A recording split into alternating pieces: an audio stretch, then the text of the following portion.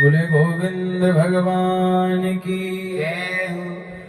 श्री राधा रानी सरकार की जय। भक्तमाल महामहोत्सव की जय। जय जय श्री राधे श्याम। तो एक बार क्या बोलना पड़ेगा मैं आओ बताओ राधे जोर से राधे राधे। तो आज का बड़ा ही सुंदर ये अवसर हम लोगों को प्राप्त हुआ है। आज से पहले कभी भक्तमाल की कथा श्रवण करने का अवसर मिला है? भागवत कथा राम कथाएं तो सुनी होंगी, लेकिन भक्तमाल पहले कभी श्रवण करी है या पहला अवसर है? पहला है।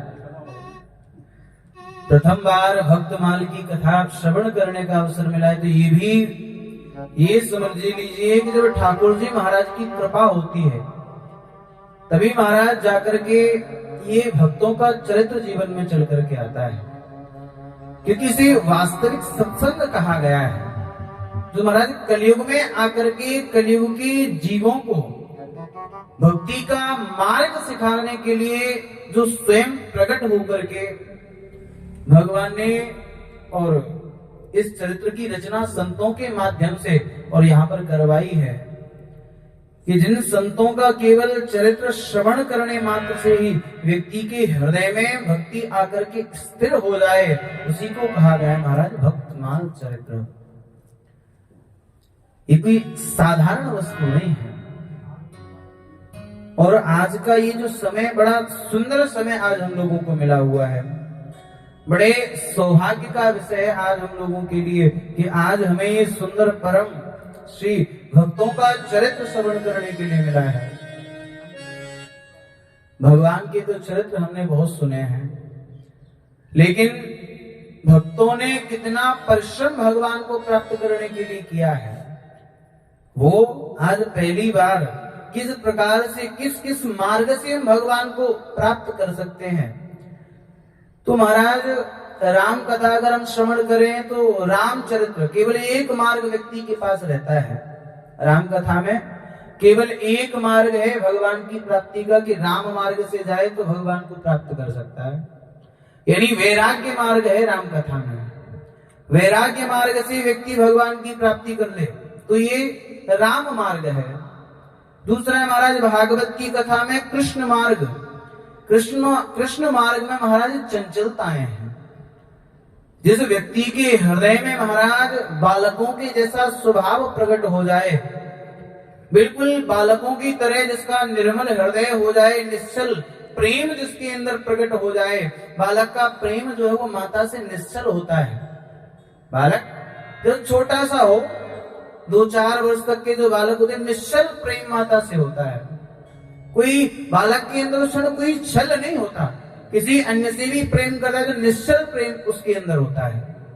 तो महाराज ऐसा ही निश्चल प्रेम जो है वो तो महाराज भागवत की कथा कृष्ण चरित्र हमको ये 2 मार्ग बताते हैं, लेकिन ये दोनों ही कथाएं जो एक एक मार्ग को ही प्रशस्त करती हैं। लेकिन भक्तमाल का जो चरित्र है ये महाराज अनन्य अनन्य मार्गों को व्यक्ति के लिए खोलता है कि व्यक्ति किस किस मार्ग से किस किस प्रकार से भगवान की प्राप्ति कर सकता है, क्या क्या लीलाएं किन किन भक्तों ने किस किस प्रकार से भगवान को पा लिया है। किसी को ज्ञान की आवश्यकता नहीं पड़ी। एक भी ऐसा नहीं महाराज कि जिन्होंने कोई बहुत प्रकांड विद्वान हुए हो, जिन्होंने ज्ञान के प्रभाव से भगवान को प्राप्त कर लिया हो। अनेकों अनेक जो मार्गों को प्रशस्त करने का कार्य करता है वो ये भक्तमाल का ग्रंथ है, भक्तमाल का चरित्र है। तो आज बड़े सौभाग्य का विषय है, क्योंकि भागवत में खुद भगवान कहते हैं भाग्योदयेन बहुजन्म समर्जितेन सत्संग मम च लभते पुरुषो यदा वै। व्यक्ति को संतों का सत्संग और भगवान के चरित्रों का श्रवण और भगवान की कथाएं, संतों का संग, संतों का चरित्र तब तक व्यक्ति को नहीं मिल सकता जब तक महाराज भगवान की कृपा उस व्यक्ति पर न हो जाए और अनेकों अनेक जन्मों का पुण्य उदय न हो जाए। अनेकों अनेक जन्मों का पुण्य जब उदय होता है ना, तब तो जाकर के महाराज भगवान की कथा श्रवण करने को मिलती है। और अनेकों अनेक कथाओं के श्रवण का जो पुण्य फल है वो महाराज भक्तों का चरित्र है। अनेकों अनेक कथाओं का जो पुण्य है, महाराज रामचरित्र में तो स्वयं भरद्वाज जी महाराज ने इस बात को कहा है। भरत जी महाराज जब भारद्वाज ऋषि के आश्रम में पहुंचे, भरद्वाज ऋषि के आश्रम में पहुंचे तो सकुचाई से बैठ गए कि कहीं संत जो हैं मुझसे प्रश्न न कर दें कि तुम्हारे रहते हुए तुम्हारे बड़े भैया को वनवास कैसे हो गया। तो एकदम शांत मुद्रा में विराजमान थे। तभी भरद्वाज ऋषि ने कहा, बोले महाराज मुझे तो ऐसा लगता है कि भगवान के दर्शन का जो फल है ना वो भक्त के दर्शन मिलना, ये भगवान के दर्शन का फल है कि उसके बाद में ही व्यक्ति को भक्त का दर्शन होता है। पहले भरद्वाज जी महाराज को राम का दर्शन हुआ और जब राम जी का दर्शन हुआ उसके बाद जाकर के भरत जी का दर्शन हुआ। तो भरत जी महाराज के लिए तो खुद कहते बोले भरत मोर मत एहु धरेहु रूप जैसे राम सनेहु, जैसे साक्षात राम का प्रेम विग्रह ही साक्षात भक्तों के रूप में आकर के प्रकट होता है। मुझे तो ऐसा लगता है जैसे स्वयं भगवान का जो प्रेम है वो भक्तों के रूप में आकर के प्रकट होता है। ऐसा प्रेम जो है वो महाराज भक्तों के चरित्र में है। इसीलिए भक्तों का दर्शन तो तब जाकर के प्राप्त होता है कि महाराज जो भगवान की कृपा हो जाए, अनेकों जन्मों का पुण्य इकट्ठा हो, तब तो भगवान का चरित्र मिलता है। और भगवान की चरित्रों का जो पुण्य फल है वो महाराज भक्तमाल चरित्र तब जाकर के प्राप्त होता है। ऐसी परम मंगलमय कथा आज हम लोगों को यहाँ श्रवण करने को प्राप्त हो रही है। मानव स्वरूप धारण करके महाराज जिन संतों ने अनेकों अनेक मंगल चरित्रों को धरती पर प्रकट किया है, भगवान की अनेकों अनेक महाराज भगवान को यहाँ स्पष्टीकरण भक्तमाल चरित्र करता है कि संसार में न तो कोई नीच है न कोई ऊंच है। जो व्यक्ति भगवान का है वो महाराज न तो कभी नीचा होता है और न ही कभी ऊंचा होता है। भगवान के यहाँ सब एक समान है। ये हमको भक्तमाल चरित्र इस मार्ग को, इस बात को भक्तमाल चरित्र हमको बताता है कि भगवान कभी किसी में कोई भेद नहीं करते हैं। भगवान तो बस ये देखते हैं कि मेरा भक्त कितना है, व्यक्ति के अंदर मेरी भक्ति कितनी है, व्यक्ति के अंदर मेरे लिए प्रेम कितना है, विश्वास कितना है। ऐसे ही भक्तों के चरित्र जो हैं वो महाराज भक्तमाल की कथा, भक्तमाल ग्रंथ हमको प्रशस्त करता है। ऐसे ऐसे मार्ग ये भक्तमाल की कथाएं खोल देती हैं। किसी ने तो महाराज केवल हंसी मजाक में ही भगवान को प्राप्त कर लिया, किसी ने महाराज थोड़े बहुत परिश्रम से भगवान को प्राप्त कर लिया है, किसी ने तो महाराज घर के साधारण कार्यों को करते करते भक्तों ने भगवान को पा लिया।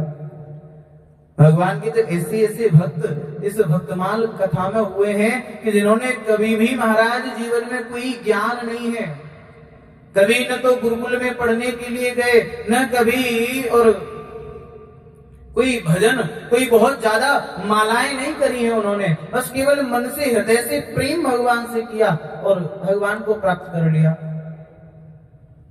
तो ऐसे ऐसे चरित्रों को जो प्रशस्त करे वो महाराज ये दिव्य और मंगलीय भागवत की ये जो भक्तमाल चरित्र है उन मार्गों को प्रशस्त करता है। ऐसी दिव्य कथा जो आज इस मानव स्वरूप में धारण करके आज हम इसको श्रवण कर रहे हैं। ये जो मानव का शरीर महाराज हमको प्राप्त हुआ, और उस मानव के शरीर में भी आकर के अगर हमने संतों के चरित्रों को नहीं सुना, भगवान के चरित्रों को नहीं सुना, तो महाराज व्यर्थ है। ये मानव का शरीर जो देवताओं को भी दुर्लभ वस्तु है, ये कोई शरीर भी जो मानव का मिला ये भी साधारण वस्तु नहीं है। बड़े भाग्य मानुष तन पावा, सुर दुर्लभ सदग्रंथ निगावा। अनेकों अनेक जो देवताएं हैं वो भी तरसती हैं कि एक बार मानव का शरीर मिल जाए, महाराज जाकर के भक्तों की जैसी ऐसी हम भक्ति करेंगे पर महाराज मानव का शरीर मिलना ये हर एक के बस की बात नहीं है। ये देवताओं को भी दुर्लभ वस्तु है, क्योंकि जिसका मन सत्संग में लगता हो, जिसका मन संतों में लगता हो, जिसका मन संत सेवा में लगता हो, ऐसे मानव का शरीर मिलना देवताओं के लिए भी दुर्लभ है। देवता तरसते हैं कि ऐसे मानव का शरीर हमको मिल जाए कि जो संतों का संग करता हो, जो भक्तों का संग करता हो, जो भगवान का परम भक्त हो, किसी ऐसे विरक्त का संत, विरक्त का संग जो हो हमको प्राप्त हो जाए। लेकिन महाराज मानव का शरीर मिलना असंभव है, इसीलिए मानव का शरीर आज हमको प्राप्त हुआ है। तो उस मानव के शरीर का सदुपयोग करें और सदुपयोग करके उस मानव शरीर को सही मार्ग पर लगाएं, भक्तों के चरित्र में लगाएं, भगवान की कथाओं में लगाएं, भगवान की भक्ति को जानने के मार्ग में हम उस शरीर को लगाएं। मानव जन्म अनमोल रे, माटी में ना घोल रे, अब तो मिला है फिर ना मिलेगा, कभी नहीं कभी नहीं कभी नहीं। मानव जन्म अनमोल रे, इसे मिट्टी में मत घोल रे, अभी तो मिला है फिर ना मिलेगा, कभी नहीं कभी नहीं कभी नहीं रे। मानव जन्म अनमोल रे, माटी में ना घोल रे, अब तो मिला है फिर ना मिलेगा, कभी नहीं कभी नहीं कभी नहीं।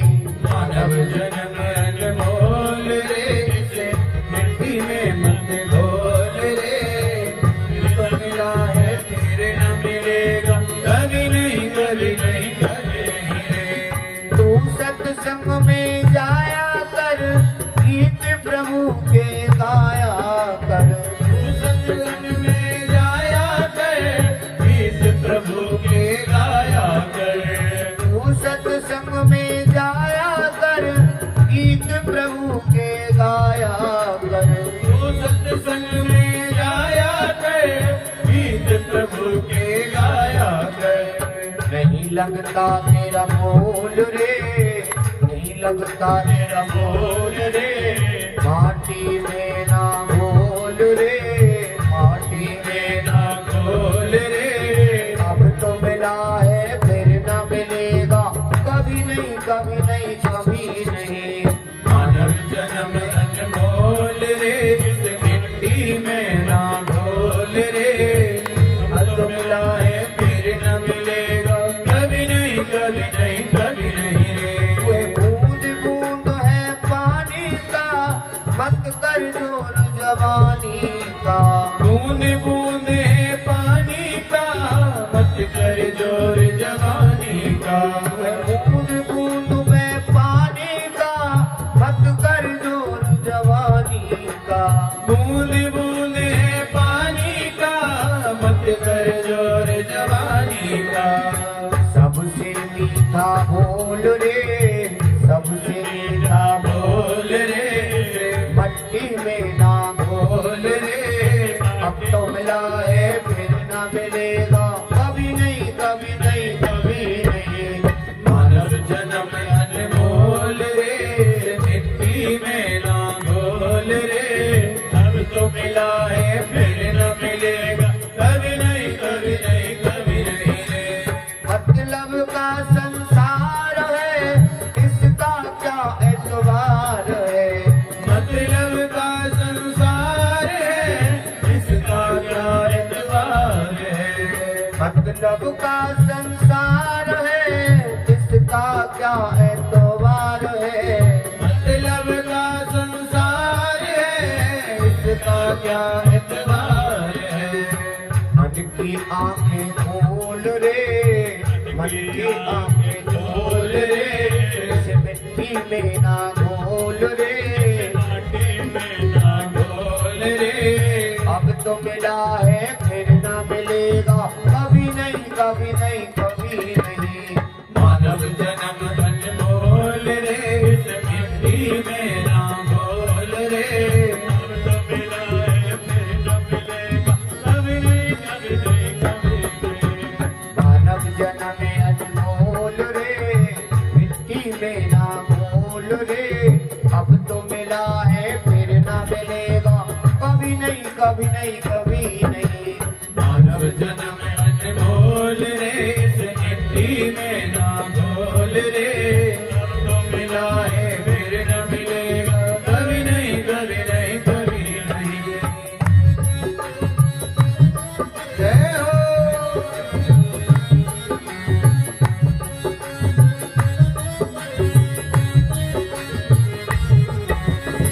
ये संतों की वाणी है, मतलब की दुनियादारी है। ये संतों की वाणी है, मतलब की दुनियादारी है। ये संतों की वाणी है, मतलब की दुनियादारी है। ये संतों की वाणी है, मतलब की दुनियादारी है। प्रभु से प्रेम करो बोल रे, माटी में ना भूल रे। अब तो मिला है फिर न मिलेगा, कभी नहीं कभी नहीं कभी नहीं। मानव जन्म अनमोल रे, इस मिट्टी में ना घोल रे। अब तो मिला है फिर न मिलेगा, कभी नहीं कभी नहीं कभी नहीं रे। मानव जन्म अनमोल रे, इस मिट्टी में ना भूल रे। अब तो मिला है फिर न मिलेगा, कभी नहीं कभी नहीं कभी नहीं। ओ कभी नहीं कभी नहीं कभी नहीं, कभी नहीं कभी नहीं कभी नहीं, कभी नहीं कभी नहीं कभी नहीं। मानव का ये जो शरीर हम लोगों को प्राप्त हुआ है, ये व्यर्थ गवाने के लिए नहीं है। संत बताते हैं, बोले महाराज ये जो मानव का शरीर है, ये मानव शरीर भगवत प्राप्ति के लिए प्राप्त हुआ है। संत कहते हैं कि जब ये मानव का शरीर धारण करके जीव जब जाने लगा भगवान के पास से, तो भगवान ने कहा, बोले मानव शरीर तो तुम्हें दिया है, लेकिन समय पर इसका ब्याज वापस करते रहना। बोले ब्याज क्या है? बोले महाराज इसका ब्याज यही है, एक तो जाकर के धरती पर मेरे किसी भी नाम का 3.5 करोड़ बार नाम का जाप कर लेना, और मेरे भक्तों के संतों के चरणों में अपना विनम्र अपना विशेष प्रेम बना करके रखना। संतों का सम्मान, संतों की सेवा, इसी से महाराज मेरा ऋण चुक जाता है। मेरा जो ब्याज है वो समाप्त हो जाता है, ब्याज समाप्त हो जाता है। अगर आप धरती पर जाकर के संतों का संग करो, उनके चरित्र से सीख लो और उनके चरित्रों को जीवन में उतारने का कार्य करो। अगर संत का चरित्र जीवन में उतर जाए तो महाराज व्यक्ति का जीवन परिवर्तित कर देता है। तो महाराज मानव का रूप धारण करके आए हैं, शरीर धारण करके आए हैं, और आकर के अगर संतों का वचन हम लोगों ने श्रवण नहीं किया, संतों की कथाएं जीवन में श्रवण नहीं करी, क्योंकि हो सकता है कि हम भगवत भक्ति करें तो भगवान को विलंब हो भी जाए। हम भगवान के चरणों को पकड़े तो विलंब हो सकता है, लेकिन जिसने महाराज भगवान के भक्त के चरणों को पकड़ लिया तो फिर भगवान देर नहीं करते। क्योंकि हर व्यक्ति कहता है, महाराज मुझे मूर से ज्यादा ब्याज प्यारी है। हर व्यक्ति को मूर से ज्यादा ब्याज प्यारी होती है। तो भगवान भी कहते हैं कि महाराज संत जो है, भक्त जो है, वो तो मेरा मूर धन है, लेकिन उस मूर की जो ब्याज है ना, वो ब्याज जो है वो उन संतों के चरणों से लगे हुए जो भक्त है ना, जो उन संतों के, उन भक्तों के भी जो भक्त हो जाएं, वो भगवान को ब्याज के समान लगते हैं। तो भगवान संतों का उद्धार करने में भले ही विलंब कर दें, लेकिन महाराज भक्तों का विलंब करने में, उद्धार करने में देर नहीं लगाते हैं। इसीलिए महाराज जो संतों का चरित्र है, भक्तों का जो परम पवित्र चरित्र है, ये भगवत प्राप्ति का एक बड़ा सरलता सा, सुगमता से बड़ा सरलतम मार्ग है। इसमें भले ही आपको परिश्रम नहीं करना है, इसमें आपको केवल संतों का संग करना है, संतों के चरित्रों से सीख लेनी है, उनका साथ रहना है, उनसे कथाओं को सुनना है, उनके सेवाएं करनी है। संत द्वार पर आ जाए तो संत का सम्मान करना है। भक्त द्वार पर मिल जाए, सामने कहीं भक्त दिख जाए तो महाराज उस भक्त का सम्मान कर देना। केवल इसी से उसकी भक्ति में महाराज संत की भक्ति में जो बाधाएं हैं उन बाधाओं को समाप्त करने के लिए महाराज हम आगे अग्रसर हो जाएं तो भी भगवान जो अति प्रसन्न होते हैं। और जो स्वयं भक्त की भक्ति में बाधा बनने का कार्य करते हैं ऐसे व्यक्ति भगवान को कभी प्रिय नहीं लगते। ऐसे व्यक्ति भगवान को प्रिय नहीं है। इसलिए महाराज ये जो चरित्र है भक्तमाल, ये भक्तों की उन चरित्रों को दर्शाता है, उन भक्तियों को एक मार्ग के रूप में हम लोगों के सामने प्रशस्त करता है। भक्तमाल नाम में ही इतनी महानता है। बोले महाराज भक्त रूपी पुष्पों की माला, भक्तमाल यानी कि भक्त रूपी पुष्पों की माला। जो संसार है उस संसार की एक वाटिका है। ये जो संसार है भगवान की एक वाटिका है और उस वाटिका में भगवान ने जो पुष्प रूपी भक्त रूपी जो पुष्प खिले हुए हैं और उन पुष्पों को चुन करके महाराज भक्ति रूपी धागे में पिरो करके महाराज माला जो होती है, माला में भी कई अंश हैं।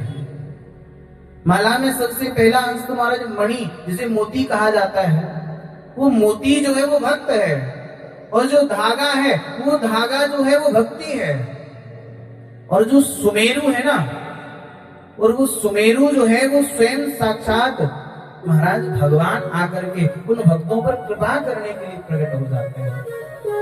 आकर के इन भक्तों को परिपूर्ण करने का कार्य माला कहाँ जाकर के पूर्ण होती है महाराज? सुमेरु पर। और भक्त रूपी जो माला है वो पूरी माला जहाँ पर जाकर के पूरी हो जाए, भक्तों का जीवन रूपी माला जहाँ पूरी होती है वो महाराज राम रूपी, कृष्ण रूपी, नारायण रूपी सुमेरु है। तो जो भक्तों का परम चरित्र है, इसी को महाराज जो अनन्य भक्त हैं उन भक्तों को एक भक्ति रूपी माला में पिरो करके भगवान नारायण को पहनाया है। वही उसी ग्रंथ को महाराज भक्तमाल कहा गया है। जो भक्त रूपी पुष्प है वो भक्त रूपी पुष्पों की माला भगवान के लिए निवेदित करी है, वो महाराज भक्तमाल की चरित्र है, भक्तमाल की कथा है। पूर्व काल में नाभादास जी महाराज ने और धरती पर आकर के इस ग्रंथ का और लेखन किया। उसके बाद में महाराज इसी ग्रंथ का प्रचार प्रसार जो है वो प्रियादास जी महाराज ने 1769 में पुणे आकर के इसको टीकाबद्ध कर करके महाराज हम लोगों के बीच में प्रकट किया है। पूर्व काल में नाभादास जी महाराज ने इस चरित्र को हम लोगों के बीच में और प्रकट किया है। और ये कोई साधारण ग्रंथ नहीं है महाराज। जिस प्रकार से ये एक संतों का महाकुंभ है, भक्तमाल चरित्र संतों का महाकुंभ है। जिस प्रकार से महाराज कहीं महाकुंभ लगे, ऐसे ऐसे संतों का दर्शन हमें उस महाकुंभ में हो जाता है। जो दर्शन, जिन संतों का दर्शन दुर्लभ है, जो संत सामान्य कहीं दिखाई नहीं पड़ते, लेकिन उस कुंभ के मेले में, कुंभ के आयोजन में महाराज उन संतों का भी दर्शन हो जाता है। उसी प्रकार से भक्तमाल जो वही कुंभ का मेला है, इसमें अनेकों अनेक संत आकर के निवास करते हैं, अनेकों अनेक संत जहां आकर के निवास करते हैं। उस कुंभ में तो महाराज केवल संतों का दर्शन मिलता है। और इस महाकुंभ में तो महाराज स्वयं संतों का चरित्र व्यक्ति को प्राप्त हो जाता है, संतों का मार्ग पता चल जाता है कि किस प्रकार से महाराज आज हम किसी कुंभ में जाएं, किसी परम संत के बारे में जानने की जिज्ञासा करें तो महाराज जान नहीं सकते। उनके पास साधारण व्यक्ति से समय करने, बात करने का समय ही नहीं रहता। वो तो अपने भगवान के गुणानुवादों में केवल लिप्त रहते हैं। उन्हें अपने यश से कोई मोह नहीं है कि हमारा यश फैलेगा, हम उन्हें अपना यश नहीं फैलाना होता। और ये जो भक्तमाल का चरित्र है, ये तो महाराज उनकी भक्ति को प्रशस्त कर देता है। ये उनकी भक्ति को लोगों के बीच में प्रकट करने का कार्य करता है। इसीलिए ये जो कुंभ है ना, ये उस कुंभ से भी श्रेष्ठ है। हो सकता है उस कुंभ में महाराज हम दो चार संतों का दर्शन करना भी भूल जाएं, लेकिन इसमें तो महाराज एक संत का चरित्र भी श्रवण कर लो, उस संत का चरित्र श्रवण करने से कल्याण हो जाता है। ऐसी ये भक्तमाल की कथा है, ऐसी ये भक्तमाल चरित्र है। ऐसी मान्यता है हमारे ब्रजमंडल में तो कि ये जो भक्तमाल चरित्र है कोई साधारण नहीं है। ऐसा कहा जाता है महाराज कि कोई व्यक्ति केवल भक्तमाल की पुस्तक ग्रंथ जो है वो महाराज घर में रख करके भले ही पाठ न करे, नित्य प्रति केवल दर्शन कर ले और नित्य प्रति केवल पूजन कर दे, और व्यक्ति की मृत्यु जब निकट आए तो उस व्यक्ति के सीने पर अगर इस पुस्तक को, इस ग्रंथ को, इसके ग्रंथ को भी निवास कर विराजमान करा दिया जाए तो हमारे इस व्यक्ति का कल्याण हो जाता है। हमारे ब्रज के तो कई संत हैं महाराज जो आज भी तुलसी की कंठी में महाराज भक्तमाल की छोटी सी टीका को उस कंठी में समाहित करके आज भी अपने वक्षस्थल से लगा करके घूमते हैं। आज भी हमारे ब्रज मंडल में कई ऐसे संत हैं कि जब उनकी मृत्यु होती है, उनका भगवान धाम के लिए जाना होता है, तो आज भी उनके वक्षस्थल पर महाराज भक्तमाल की टीका रखी जाती है। एक बार प्रियादास जी महाराज जो हैं इसी भक्तमाल का बड़ा सुंदर उपदेश लोगों को कर रहे थे, बड़ी सुंदर कथा श्रवण करा रहे थे, और यही महात्मा उन्होंने श्रवण कराया कि अंतिम क्षण में भक्तमाल का ग्रंथ अगर किसी व्यक्ति के वक्षस्थल पर, सीने पर रख दिया जाए तो कल्याण हो जाता है। एक व्यक्ति का प्रेम बहुत बढ़ गया, बड़ी श्रद्धा बढ़ गई, बोले तो बहुत बढ़िया वस्तु है। तो आया श्री प्रियादास जी महाराज के पास में और आकर के कहने लगा, बोले महाराज जी हमको भक्तमाल की टीका और हमको प्रदान कर दीजिए। पूछा, बोले क्या करोगे? बोले महाराज आपने बताया वही कार्य करना है, मैं घर जाकर के पूजन करूंगा और जब मेरी मृत्यु निकट आएगी तो मैं इसको अपने वक्षस्थल से सीने से लगा करके और मरना चाहता हूं। तो महाराज प्रेम जागृत हो गया, प्रियादास जी महाराज का भी भाव विभोर हो गए संत का भाव देख करके। तो पूर्व काल में तो महाराज कोई प्रेस तो हुआ करती नहीं थी कि जो छपवा करके दे देते, और ना ही पहले ग्रंथ ऐसे मिलते थे। आज जितना ग्रंथ सुलभ है, पहले ग्रंथ इतना सुलभ नहीं था, और ना ही हर व्यक्ति को दिया जाता था। जो उसकी महत्वता को जानता हो, महिमा को जानता हो, उसी व्यक्ति को ग्रंथ प्राप्त होता था। आज तो महाराज हर व्यक्ति के पास ग्रंथ है, हर व्यक्ति को कोई भी हो मूल्य दिया ग्रंथ ले लिया। पहले मूल्य से ग्रंथ नहीं मिलता था, पहले भाव से ग्रंथ मिलता था। जिस व्यक्ति का भाव हो तो कोई संत कृपा करके ग्रंथ प्राप्त कराता था। अब तो महाराज प्रियादास जी महाराज ने स्वयं अपने हाथ से और भक्तमाल की टीका को और लिख करके उस व्यक्ति को दिया। वो लेकर के आया महाराज घर में, अब तो रख करके नित्य प्रति और पूजन करता है, अनेकों प्रकार से पूजन करने लगा। अब तो अनेकों प्रकार से जब भगवान का पूजन करता है तो नित्य प्रति भक्तमाल का पूजन करे। अंतिम क्षण चल करके आया, बोलने की सामर्थ्य समाप्त हो गई, तो पुत्र जो थे पुत्रों को संकेत प्रदान किया। बोले जो मैं ग्रंथ लेकर के आया तो उस ग्रंथ को वक्षस्थल पर रख दो। पुत्र समझ गए, ग्रंथ को लाए, ग्रंथ को ला करके महाराज और आज वक्षस्थल पर रख दिया। आज ले जाकर के जैसे ही वक्षस्थल पर उस ग्रंथ को रखा तो महाराज अब तो उसी क्षण उस व्यक्ति के मुख पर मुस्कुराहट आने लगी। घर वालों ने पूछा, बोले किस कारण से इतनी प्रसन्नता किस कारण से हो रही है? तो उस व्यक्ति ने अपने घर वालों को बताया। बोले महाराज ऐसी कृपा तो आज तक कभी किसी के ऊपर नहीं हुई होगी। बोले क्यों? बोले महाराज मैं अगर भगवान की भक्ति करता तो जो भगवान के दूत हैं, हो सकता है भगवान के दूत मुझे लेने के लिए आते।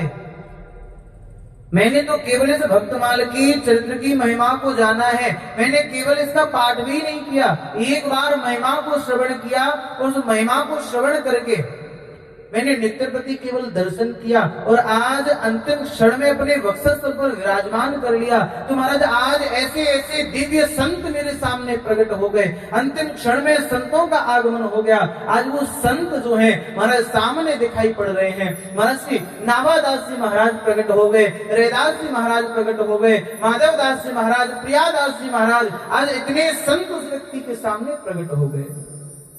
उसने कहा, वाह महाराज, क्या महिमा है इस ग्रंथ की, जिन संतों का दर्शन नेत्रों से दुर्लभ था, आज भगवान ने उन्हें मुझे लेने के लिए भेज दिया है। मानो आज संत उस व्यक्ति को बुला रहे हैं, आओ आप हमारे साथ में भगवान के धाम के लिए चलिए। ऐसी इस परम ग्रंथ की महिमा है महाराज। ऐसा ये ग्रंथ जो है वो बड़ा दुर्लभ वस्तु है और भगवान को ये चरित्र बड़ा प्रिय है। भगवान बड़ा प्रेम करते हैं इस चरित्र से, क्योंकि ये जो चरित्र है इसमें भक्तों की महिमाएं हैं और भगवान का प्रेम जो है वो महाराज, भगवान की कोई प्रसन्नता करे तो भगवान को प्रसन्नताएं पसंद नहीं आती, अपनी प्रशंसा अच्छी नहीं लगती। उन्हें संतों की प्रसन्नता, भक्तों की प्रशंसाएं जो है वो भगवान को बड़ी प्रिय लगती हैं कि कोई मेरे सामने मेरे संतों का बखान कर रहा है। महाराज राम जी के सामने कोई राम जी की महिमा गाता था, उन्हें पसंद नहीं लगता था, और उनके सामने कोई उनके भाई भरत की प्रशंसा गाए, हनुमान जी की प्रसन्नता करे, बड़ा प्रिय लगता है उनको। तो भगवान के सामने भगवान की प्रसन्नता करोगे, उनको पसंद नहीं आता। भगवान न रीझे, लेकिन एक बार भक्तों की प्रशंसा उनके सामने करके देखिए, भगवान तुरंत दौड़े चले आते हैं कि ये व्यक्ति जो है वो कितना सुंदर चरित्र मुझको श्रवण कराता है। भगवान को अपने भक्तों की याद आने लग जाती है और भगवान दौड़े दौड़े इस व्यक्ति के पास आ जाते हैं, भैया और मुझे भक्तों के चरित्र सुनाओ और चरित्र श्रवण कराइए। भगवान तो भक्तों के चरित्र श्रवण करते करते महाराज नेत्रों से अश्रुओं की धारा प्रवाहित होने लगती है। ऐसे भक्तों के चरित्रों को जब भगवान सुनते हैं ना, तो उनके हृदय में भी भाव प्रकट हो जाता है और वो जो व्यक्ति जो है वो भगवान का बड़ा प्रेमी बन जाता है। ऐसे परम भक्तों के चरित्र हैं और महाराज संत की कृपा जिस व्यक्ति पर हो जाए, वो व्यक्ति तो महाराज कैसा भी हो, संत की कृपा जहां आकर के प्रकट हो जाए, और जब संत की कृपा व्यक्ति को मिलती है तो संत कृपा से तो महाराज व्यक्ति का जीवन परिवर्तित हो जाता है। गोस्वामी जी महाराज तो संतों को साक्षात तीर्थराज प्रयाग के समान बताया है। गोस्वामी जी महाराज तो संतों को तीर्थराज प्रयाग बताते हैं कि संत जो हैं वो तीर्थराज प्रयाग हैं। मुद मंगलमय संत समाजो, मुद मंगलमय संत समाजो, जो जग संग तीरथ राजू, जो जग संग तीरथ राजू, राम भगति जान रसरी धारा, राम भगति जान सुरसरी धारा, सरसई ब्रह्म प्रचार प्रसारा, सरसई ब्रह्म प्रचार प्रसारा, विनो सत्संग विवेक न होई, विनो सत्संग विवेक न होई, राम कृपावे सुलभ न सोई, राम कृपावे सुलभ न सोई। महाराज संतों की कृपा जिस व्यक्ति पर हो जाए, गोस्वामी जी कहते हैं, और महाराज संत तो चलता फिरता तीर्थराज प्रयाग है। जिस प्रकार महाराज प्रयाग में त्रिवेणी संगम है, 3 नदियों का आकर के संगम है, उसी प्रकार से महाराज संत के हृदय में महाराज 3 वस्तुएं आकर के प्रकट रहती है। महाराज संत के अंदर ज्ञान है, संत के अंदर दया है, कृपा है और संत के अंदर भक्ति है। इसमें संत की भक्ति और कृपा प्रकट रहती है, लेकिन ज्ञान जैसे संगम में महाराज गोमती नदी जो है, गोदावरी नदी जो गुप्त है, दिखाई दर्शन नहीं पड़ता, उसी प्रकार से महाराज संतों में ज्ञान जो है अंदर लुप्त रहता है। संत कभी अपने ज्ञान को प्रकट नहीं करते हैं। संतों का चरित्र दिखता है, संतों की कृपा दिखती है, संतों की भक्ति प्रकट रहती है, लेकिन ज्ञान लुप्त रहता है। वो कभी भी अपने ज्ञान का प्रदर्शन नहीं करते हैं। संत तो केवल अपने चरित्र से और अपनी कृपा से ही व्यक्ति का कल्याण करते हैं। और संत कृपा जहां हो, महाराज कैसा भी मूर्ख व्यक्ति हो, कितना भी संसार में लिप्त व्यक्ति हो, उसके ऊपर भी संत कृपा हो जाए तो महाराज उसका हृदय भी परिवर्तित हो जाता है। बिल्कुल उसी प्रकार से महाराज पारस का पत्थर जो होता है ना, पारस मणि जो होती है, चाहे कैसा भी जंग लगा लोहा हो, उस जंग लगे लोहे को भी महाराज स्वर्ण बना देती है। और उसी प्रकार से महाराज संत हैं, संत रूपी जो मणि है, महाराज कैसा भी व्यक्ति हो, कितना भी हृदय में काई लगी हो, कितना भी मलिनताएं उसके हृदय में हो, चाहे कितना भी अंदर से गला हुआ सोना, गला हुआ महाराज लोहा क्यों ना हो, उसको भी महाराज स्वर्ण बना देता है।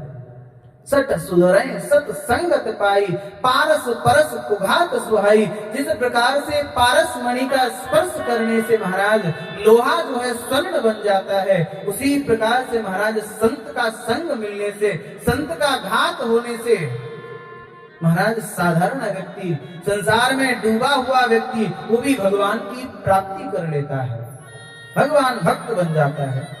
लेकिन पारस मणि और संत में एक भिन्नता है।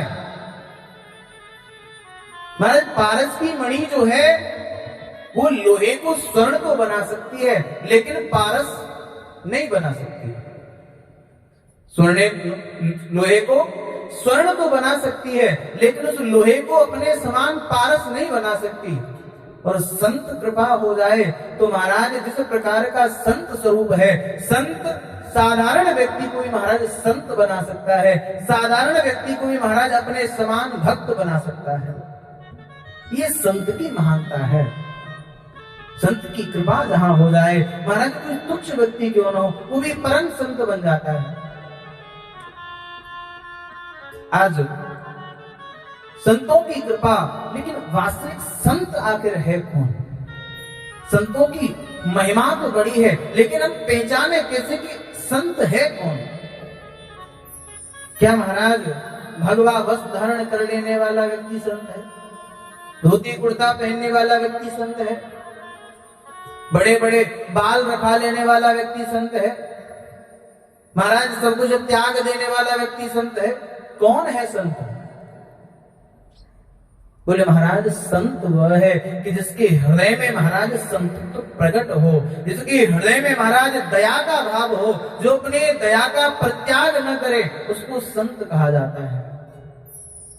जो जीव पर दया का भाव रखता हो, दया जिसके हृदय में स्थिर हो जाए, जीवों पर दया करना जिसका धर्म हो, उसी को संत कहा गया है। चाहे वो व्यक्ति साधारण वेश में क्यों न हो, पैंट शर्ट पहनने वाला व्यक्ति भी संत हो सकता है।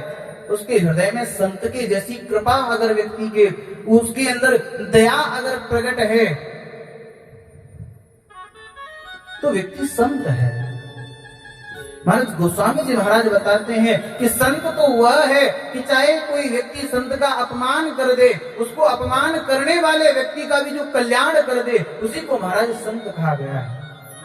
हम संत वेश बना करके घूम रहे हैं, महाराज किसी ने हमको गाली दे दी, बुरा मान गए, महाराज उसके लिए अपशब्द बोलना प्रारंभ कर दिया, हमने भी उसको उल्टे सीधे व्यंग वचन कहना प्रारंभ कर दिया, व्यक्ति संत नहीं है।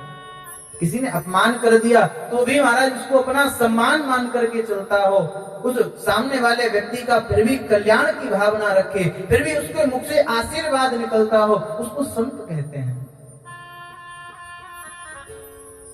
महाराज संत जो दया का भाव कभी न त्यागे।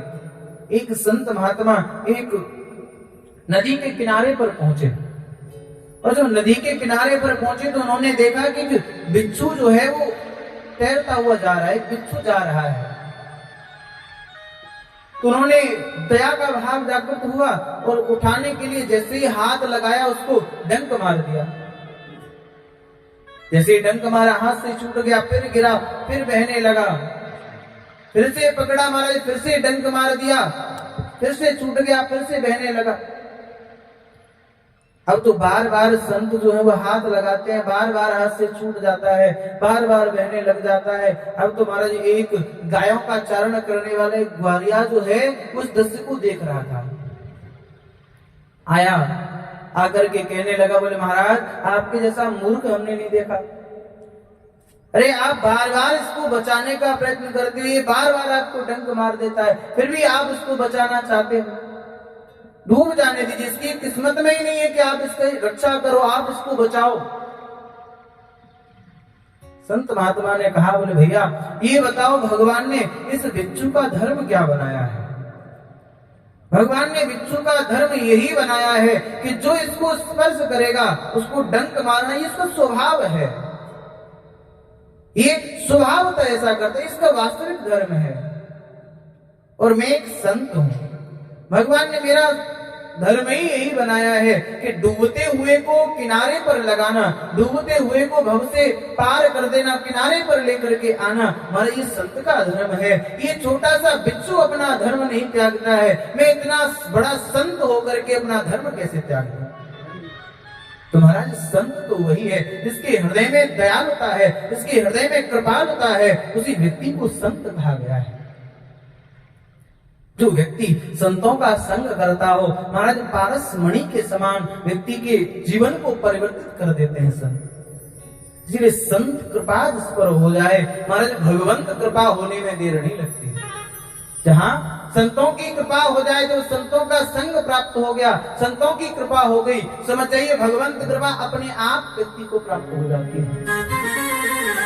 संतन के संग लाग रे तेरी अच्छी बनेगी, संतन के संग लाग रे तेरी अच्छी बनेगी, संतन के संग लाग रे तेरी अच्छी बनेगी, संतन के संग लाग रे तेरी अच्छी बनेगी, अच्छी बनेगी तेरी बिगड़ी बनेगी, अच्छी बनेगी तेरी बिगड़ी बनेगी, अच्छी बनेगी तेरी बिगड़ी बनेगी, अच्छी बनेगी तेरी बिगड़ी बनेगी। ओए तेरो बड़ो भाग रे वो तेरी अच्छी बनेगी, ओए तेरो बड़ भाग रे तेरी अच्छी बनेगी, संतन के संग लाग रे तेरी अच्छी बनेगी, संतन के संग लाग रे तेरी अच्छी बनेगी।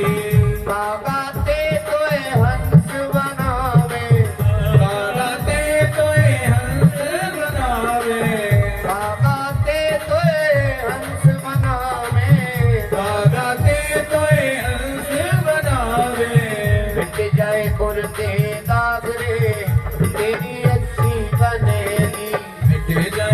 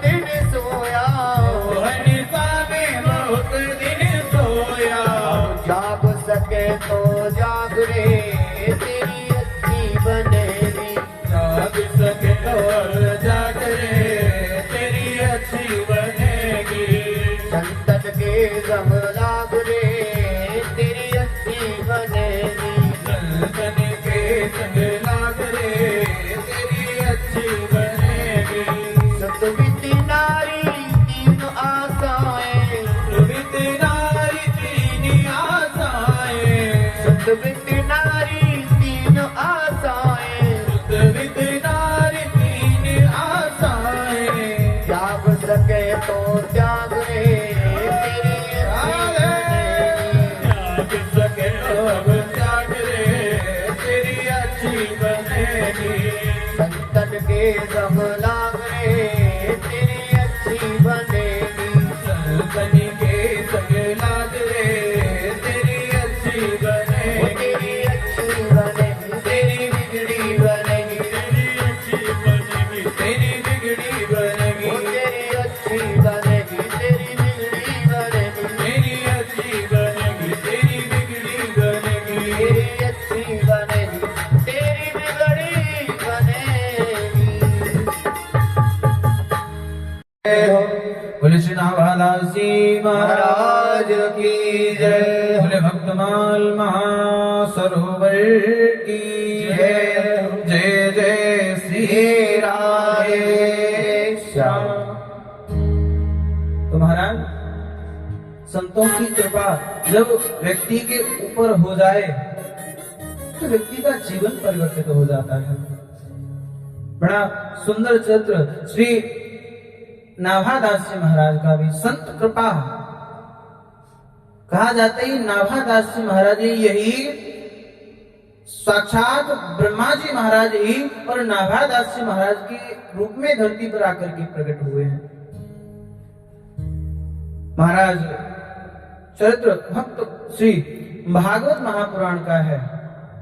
महाराज जब एक दिन सारे सखाओं के साथ में मेरे गोविंद भगवान जब लीलाओं को कर रहे थे, अघासुर का वध किया और वध करके महाराज सारे ग्वालों को साथ में लिया और भगवान आज सारे सखाओं के बीच में बैठ गए।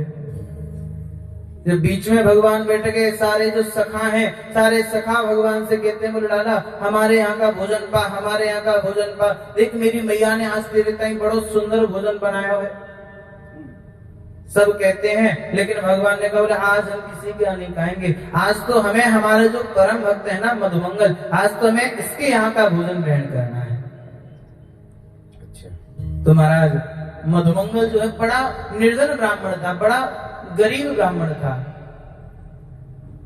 अब तो विचार करने लगा आज पहली बार गोविंद ने मुझसे कुछ मांगा है, तो दौड़ा दौड़ा आया अपने घर, अपनी माँ से आकर के कहा बोले माँ आज गोविंद ने पहली बार मुझसे कुछ मांगा है, इसलिए आज उनके भोजन के लिए, उनके खाने के लिए आज आप हमको कुछ उपहार दीजिए। मैं इनको क्या खिलाऊं आप वो हमको बताइए, मैं कुछ खाने के लिए मुझे दे दो। तो बड़े निर्धन ब्राह्मण थे, कुछ भोजन की व्यवस्था नहीं थी, कुछ था नहीं। मैया जो है वो मैया यशोदा के यहाँ और जाया करती थी और वहीं से बालक का लालन पालन हुआ करता था। तो महाराज छाछ पड़ी हुई थी, 3 दिन पुरानी छाछ। मैया ने कहा तू इसको लेकर के चला जा। अब उस छाछ को लेकर के चले मधुमंगल जी, तो विचार करने लगे मेरे लाला तो बड़े सुंदर सुंदर व्यंजनों का भोग लगाता है, बड़े बढ़िया बढ़िया भोग लगाता है, ये 3 दिन पुरानी छाछ में लाला को कैसे पिलाऊं? ये 3 दिन पुरानी छाछ कैसे पिला दूं मैं भगवान को? तो विचार करने लगे और वहीं भगवान के पास में पहुंच करके हमारे एक झाड़ी के पीछे छुप करके और मधुमंगल जी उस छाछ को स्वयं पीना प्रारंभ कर दिया। और जब महाराज पीने लगे तो भगवान ने देख लिया। दौड़े दौड़े ठाकुर जी महाराज आए, मधुमंगल जी जल्दी जल्दी पी रहे थे। तो जल्दी जल्दी में मुख के बगल से जो छाछ नीचे टपकती है, मेरे गोविंद भगवान आए और आकर के हाथों की अंजलि बना करके जो नीचे टपक रही थी, ठाकुर जी महाराज नीचे लग करके उस झूठन को पीना प्रारंभ कर दिया। और जब उस झूठन को पीने लगे तो महाराज ऊपर से ब्रह्मा ने ये दृश्य को देखा है और ब्रह्मा जी महाराज इस दृश्य को देखा, विचार करने लगे ये ब्रह्म नहीं हो सकता, ये भगवान नहीं हो सकते। ये साधारण ग्वालियों की छाछ पर महाराज ये झूठन को ग्रहण करता है और ये भगवान नहीं हो सकते। मोह हो गया भगवान की लीला पर और ब्रजवासियों के साथ जो लीला करते सब मोहित हो गए। बोले महाराज ये भगवान नहीं है, परीक्षा लेकर के देखना चाहिए। तो परीक्षा लेने के लिए महाराज आज भगवान के जो बछड़े हैं वो थोड़ी दूरी पर चले गए, भगवान के सखा जो बछड़े चले गए, तो सखा जो है वो बछड़ों को ढूंढने के लिए गए, तो उधर बछड़े जो है उनको और भक्तों को, जो ब्रजवासी हैं उनको ब्रह्मा जी महाराज ने ले जाकर के और ब्रह्मलोक में छुपा दिया। जब ब्रह्मलोक में ले जाकर के छुपाया तो महाराज जब तो भगवान भक्तों को, अपने ब्रजवासियों को ढूंढने लगे और ढूंढते ढूंढते महाराज थक गए। भगवान के भक्त ब्रजवासी जब भगवान को दिखाई नहीं पड़े तो महाराज ऐसा वर्णन आता है कि भगवान तो वहां रोना प्रारंभ कर दिया भगवान ने कि मेरे सखा कहां पर चले गए, मेरे भक्त कहां चले गए, मेरे बछड़े कहां चले गए। जब ब्रजवासी भगवान को छोड़ करके गए तो महाराज भगवान ने तो रोना प्रारंभ कर दिया और ध्यान लगा करके जब देखा तो सारा वृतांत पता चल गया कि ये तो महाराज ब्रह्मा की करतूत है। ब्रह्मा जी महाराज परीक्षा लेना चाहते हैं। अब तो भगवान ने जितने सखा थे, जितने ग्वाल वाल थे और जितने बछड़े थे, उतने ही स्वरूपों में भगवान प्रकट हो गए। 1 वर्ष तक भगवान धरती पर और ग्वाल वालों के रूप में प्रकट होकर के लीला करते रहे। और 1 वर्ष के बाद में ब्रह्मा जी महाराज ने विचार किया क्यों ना चल करके देखें कि आखिर धरती पर लीला क्या चल रही है। तो महाराज धरती पर आकर के देखा तो भगवान की तो वही सारे सखा जो महाराज ब्रह्मलोक में शयन कर रहे हैं, वही सारे सखा धरती पर भगवान के साथ खेल रहे हैं। अब तो देखा, दौड़े दौड़े फिर ब्रह्मलोक में आए तो ब्रह्मलोक में देखा कि सारे सखा वहां पर शयन कर रहे हैं, सो रहे हैं। धरती पर देखते हैं तो वही सखा धरती पर लीला कर रहे हैं और वही सखा महाराज ब्रह्मलोक में शयन कर रहे हैं। अब तो जब देखा समझ गए, बोले मैंने बहुत बड़ा अपराध कर दिया है। साक्षात भगवान नारायण की मैंने परीक्षा लेने का विचार किया, भगवान पर मुझे मोह हो गया, क्या प्रायश्चित करना पड़ेगा राम जाने। अब तो महाराज सारे सखाओं को लेकर के आए, भगवान के सामने प्रकट कर दिया, भगवान को सारे सखाओं को दे दिया, चरणों में गिर पड़े, प्रार्थना करने लगे, स्तुति करने लगे। भगवान ने बात भी नहीं करी। ब्रह्मा जी महाराज ने प्रायश्चित पूछा, बोले मैंने ये जो पाप किया है महाराज, पाप केवल ये किया कि भगवान के भक्तों को 1 वर्ष तक भगवान से दूर रखने का कार्य श्री ब्रह्मा जी महाराज ने किया। भगवान ने कहा केवल एक प्रायश्चित है, तुम्हें धरती पर जन्म लेना पड़ेगा और धरती पर जन्म लेकर के आप मेरे भक्तों के चरित्रों का गान करोगे, चरित्रों को लिखोगे, उनका एक सुंदर ग्रंथ के रूप में उनको परिवर्तित कर दो, उनके यशों का, उनकी भक्ति का गान करोगे, तभी आपका प्रायश्चित हो सकता है। महाराज आपने मेरे और मेरे भक्तों के इस संबंध में महाराज शंका करी है, इसलिए मैं आपको श्राप देता हूं कि 5 वर्ष तक आपको अंधा बनकर के धरती पर जन्म लेना पड़ेगा। आप अंधे बनकर के जन्म लोगे और जो मेरे यही भक्त, कोई भक्त आकर के आप पर कृपा करेगा, तभी आपको नेत्रों की ज्योति जो है, आपकी नेत्रों की ज्योति आपको प्राप्त होगी। तो वही ब्रह्मा जी महाराज और नाभादास जी महाराज के रूप में आकर के प्रकट हुए हैं। महाराज बड़ी सुंदर घटना है। दक्षिण में एक ब्राह्मण परिवार था, उस ब्राह्मण परिवार में और कोई उनके यहाँ संतान नहीं थी। हनुमान जी महाराज के बड़े भक्त थे, परम भक्त थे। तो हनुमान जी महाराज की बड़ी प्रार्थना करी, हनुमान जी महाराज से बड़ी सेवा याचना करी, बड़ा तप किया हनुमान जी महाराज का। तो स्वयं हनुमान जी महाराज प्रकट हो गए। हनुमान जी महाराज से कहा, बोले प्रभु आप, हमारे जीवन में कोई पुत्र नहीं है, तो पुत्र की कमी जो है वो आप पूरी कर दीजिए। तो श्री हनुमान जी महाराज ने देखा, बोले महाराज आपकी तो 1 नहीं 7 जन्मों तक आपके पुत्र नहीं है, पूरे भाग्य रेखा को बदल कैसे दूं। कहा, बोले काम करते हैं, मैं स्वयं आपका पुत्र बनकर के प्रकट हो जाता हूं।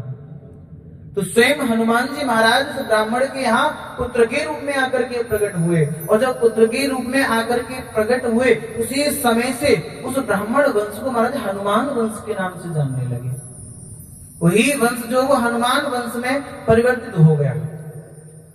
और इसी वंश में महाराज आगे चल करके श्री नाभादास जी महाराज का जन्म हुआ।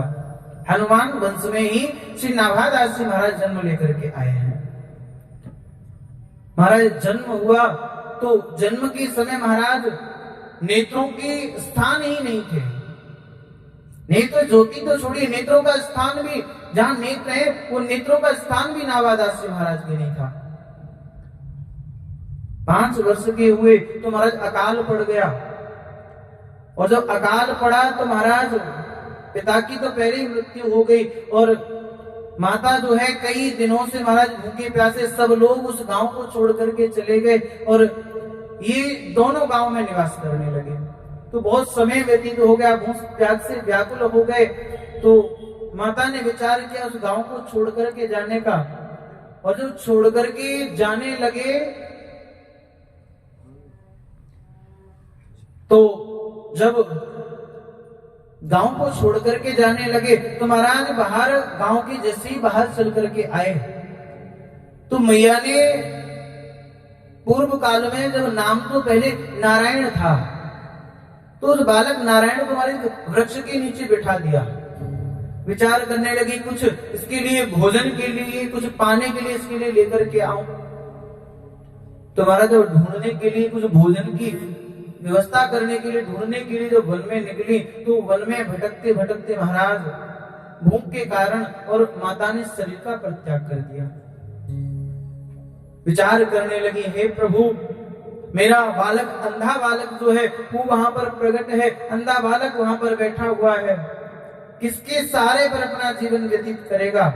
कहीं ऐसा न हो कि माता के संबंध से उसका विश्वास ही उठ जाए, कहीं ऐसा न सोच ले कि मेरी माँ मुझे इस अवस्था में छोड़ करके भाग गई है।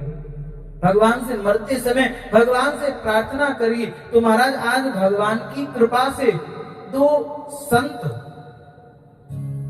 किसी और मार्ग से जा रहे थे, लेकिन एकदम से भगवान की कृपा से उनके हृदय में ये भाव प्रकट हुआ कि उन्हें वन के मार्ग से चला जाए। तो दोनों गुरु भाई जो है वो आज उस वन के मार्ग से जाने लगे, श्री अग्रदेवाचार्य जी महाराज और श्री कील देवाचार्य जी महाराज। ये जो अग्रदेवाचार्य जी महाराज हैं ये तो महाराज साक्षात मेरे प्रभु श्री रामचंद्र जी महाराज की जो निज भवन की, किशोरी जी की निज भवन की जो सेविका हैं श्री चंद्रकला जी, उन चंद्रकला जी के अवतार श्री अग्रदेवाचार्य जी हैं। इनको अग्र अली भी कहा गया है। तो ये अग्र अली जो है वही अग्रदेवाचार्य जी महाराज के रूप में धरती पर आकर के प्रकट हुई है। तो वो अग्रदेवाचार्य जी महाराज है और कील देवाचार्य जी महाराज दोनों उस वन के मार्ग से जब जाने लगे तो उस वन मार्ग से जाते हुए महाराज उस बालक को देखा। और जब उस बालक को देखा तो महाराज दया आ गई, जैसे उसके पास में आए, बोले बड़ा विचित्र बालक है। महाराज नेत्रों का स्थान भी उसके नहीं था। कहने लगे, बोले आप कौन हो, आपका नाम क्या है? तो आज नारायण महाराज जो है बोल पड़े, बोले महाराज आत्मा का कोई नाम नहीं होता, आत्मा का कोई नाम नहीं है, फिर मैं आपको क्या नाम बता दूं? कीलदेव जी महाराज ने विचार किया, बोले महाराज ये कोई परम वैष्णव है, क्योंकि महाराज ऐसा उत्तर कि आत्मा का कोई नाम नहीं है। कहां से आए हो? बोले महाराज जहां से सब आते हैं मैं वहीं से आया हूं। हर व्यक्ति अपने कर्मों के अनुसार आता है और कर्मों के अनुसार जाता है, और मैं भी अपने कर्मों के अनुसार ही आज यहाँ पर प्रकट हुआ हूं, कर्मों के अनुसार ही मैं यहाँ आया हूं। देखिए महाराज भक्त के जीवन में जब भी संकट भी आता है ना तो महाराज उससे वो कर्मों पर टाल देता है, कभी विचलित नहीं होता, भक्त कभी विचलित नहीं होता है। और महाराज साधारण व्यक्ति हम और आप लोगों पर तो महाराज थोड़ा सा संकट क्या आ जाए महाराज विचलित हो जाते हैं। भक्त के जीवन में तो छोटा मोटा नहीं, बड़ा बड़ा संकट जब चल करके आते हैं ना तो भी वो व्यक्ति जो है वो हमारे कर्मों पर आधारित करता है। कोई कर्म रहा होगा उसकी वजह से आज मुझे भोगना पड़ा है। महाराज इसीलिए जीवन में दुख और सुख ये व्यक्ति को कर्मों के अनुसार, कर्मों के प्रारब्ध के अनुसार मिलते हैं। संसार में कोई किसी को दुख, कोई किसी को सुख नहीं दे सकता। गोस्वामी जी महाराज खुद इस बात का वर्णन करते हैं, को न काउ सुख दुख कर दाता, निज कृत कर्म भोग सब भ्राता। हर व्यक्ति अपने कर्मों का भोग भोगता है। और महाराज हम लोगों के जीवन में थोड़ा सा संकट आ जाए तो उस थोड़े से संकट में विचलित हो जाते हैं महाराज, लेकिन जो भक्त है वो कभी विचलित नहीं होता है। इसीलिए महाराज जीवन में जो दुख चल करके आए तो उस दुख को भी भगवान का आशीर्वाद समझ करके भोगना चाहिए। हमारा कोई कर्म रहा होगा, कोई पूर्व काल में ऐसा कर्म हमने कर दिया होगा कि जिसकी वजह से आज दुख की प्राप्ति हुई है। श्री नारायण दास जी महाराज, नारायण जो है वो दुखों को महाराज कर्म पर टाल दिया। बोले मेरा कोई कर्म है, उस कर्म की वजह से मैं यहां पर आया हूं। कीन देव जी महाराज ने महाराज जल अभिमंत्रित किया और जल अभिमंत्रित करके जहां नेत्रों के स्थान है वहां पर जैसे ही नेत्रों के स्थान पर जल लगाया तो महाराज उसी क्षण नेत्र ज्योति प्रकट हो गई। और जैसे ही नेत्र ज्योति प्रकट हुई तो सबसे पहला दर्शन ही संतों का किया। ये भी व्यक्ति का बड़ा सत्कर्म है कि महाराज नेत्र खुलते ही सामने संत का दर्शन मिल जाए, सामने भगवान का दर्शन हो जाए। तो इससे बड़ा सद्भाग्य, इससे बड़ा सौभाग्य व्यक्ति का नहीं है। पहली बार नेत्र ज्योति पड़ी, किसी पर दृष्टि पड़ी तो वो भी महाराज संत पर। ये भगवान की कृपा ही है। भगवान की कृपा के बिना महाराज संतों का संग प्राप्त नहीं हो सकता। बिना संतों की कृपा के महाराज संत नहीं मिलते हैं। अब मोहि भा भरोसा हनुमंता, बिनु हरि कृपा मिले ही नहीं संता। जब तक भगवान की कृपा न हो, जब तक नारायण की कृपा व्यक्ति पर न हो, तब तक व्यक्ति को संतों की प्राप्ति नहीं हो सकती। आज सामने दर्शन किया तो भी महाराज संतों का दर्शन किया है, और सामने जब संतों का दर्शन किया महाराज जीवन परिवर्तित हो गया, चरणों में गिर पड़े। कील देव ने कहा अग्रदेवाचार्य जी महाराज से आप इसको मंत्र दे दीजिए। अब तो जैसे महाराज आज मंत्र दिया, और महाराज मंत्र, कौन सा मंत्र जो है वो महाराज व्यक्ति का कार्य कर सकता है, कौन सा मंत्र व्यक्ति के लिए सदुपयोगी है। क्योंकि महाराज हर बीज जो है, हर बीज उगता नहीं है। कौन सा बीज जो है वो महाराज उग सकता है जो पका हुआ हो, जो बीज में 3 खराबियां ना हो। महाराज बीज कच्चा ना हो, बीज घुना ना हो और बीज भुना ना हो। जो कच्चा ना हो, कच्चा बीज कभी उगता नहीं है। महाराज बीज भुन जाए तो भुना हुआ बीज कभी नहीं उगता है, और बीज को भून दिया जाए तो भुना हुआ बीज कभी नहीं उगता है। महाराज उसी प्रकार से मंत्र है। मंत्र भी हर मंत्र व्यक्ति के उपयोग में नहीं आ सकता, हर मंत्र कल्याण नहीं कर सकता है। बोले मंत्र कौन सा कार्य करता है? बोले महाराज जिस प्रकार से बरगद के नीचे गिरने वाले फल जो है वो कभी बरगद का वृक्ष उगता नहीं है। बरगद का या पीपल का कोई भी फल जो है ना महाराज, कितने फल पीपल के और बरगद के नीचे गिरते हैं, एक भी वृक्ष उगता है क्या उनके नीचे? बरगद का कोई बीज धरती पर गिर जाए, एक नहीं मारे करोड़ों बीज गिरते हैं, एक भी बीज जो है उगता नहीं है। बरगद का बीज कब उगता है? बरगद का बीज उगता है कि कोई पंछी जो है उस बीज को ग्रहण कर ले, उस फल को कोई पंछी ग्रहण करे, और जब उस फल को ग्रहण करने के बाद में महाराज कहीं जाकर के मल त्यागता हो, उस मल से जो बीज निकलता है वही बीज जो हमारा अंकुरित होता है। बरगद का बीज जो है हर स्थान पर नहीं लगता, हर अवस्था में नहीं लगता है। जब कोई पंछी उसे ग्रहण कर ले और मल के रूप में त्याग दे, तब बीज जाकर के अंकुरित होता है। हमारे इसी प्रकार से मंत्र रूपी बीज है। मंत्र रूपी बीज महाराज किसी पंछी, संत रूपी पंछी के कान के माध्यम से महाराज हृदय में निवास होता है, और हृदय में वो संत उस बीज को परिपूर्ण तरीके से पका देता है, भगवान की भक्ति करके भगवान के सामने उसका जाप करता है, भगवान की सेवा में उस मंत्र का प्रयोग करता है, हृदय से उसका जाप करता है, तब वो बीज जो है, मंत्र जो वो पक जाता है। और फिर महाराज कैसे भी पाषाण हृदय में वो मंत्र उतर जाए ना, उस व्यक्ति का कल्याण कर देता है। चाहे कितने से कितना पत्थर हृदय भक्त क्यों ना हो, पत्थर हृदय व्यक्ति क्यों ना हो, कैसा भी मूर्ख व्यक्ति क्यों ना हो, और वो मंत्र कानों में पड़ जाए तो हमारे उससे कल्याण हो जाता है, जीवन परिवर्तित हो जाता है, भक्ति का पौधा जागृत हो जाता है।